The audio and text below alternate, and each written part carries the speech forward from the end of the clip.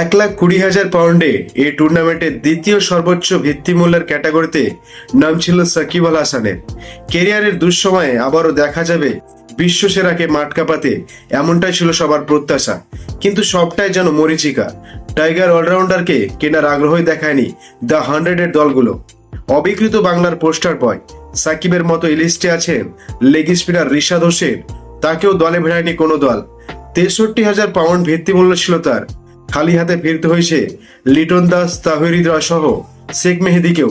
তাদের প্রত্যেকের ভিত্তিমূল্য ধরা হয়েছিল 52,000 পাউন্ড। অবিকৃতদের এই তালিকাটা এখানেই শেষ নয়। দল পাননি নাম দেওয়া মোট 29 টাইগার ক্রিকেটার, যেখানে বড় নামের সঙ্গে আছেন তানজিদ হাসান তামিম, নাহিদ রানা, তানজিম হাসান সাকিব ও শরীফুল ইসলামের মতো ক্রিকেটাররা। এর বাইরে জাকির আলী অনিক, এনামুল হক বিজয় কাউকে কেনার প্রয়োজন মনে করেনি দলগুলো। এর আগেও ইংল্যান্ডের জনপ্রিয় 100 বলের এই টুর্নামেন্টে নাম দিয়েছিলেন বাংলাদেশের বেশ কয়েকজন। সেবারও কাউকে দলে নেয়নি কোনো ফ্র্যাঞ্চাইজি। প্রত্যাশা ছিল এবার অন্তত ফর্মে থাকা কয়েকজন সুযোগ পাবেন, তবে বাংলাদেশিদের ওপর ভরসা খুঁজে পাননি তারা।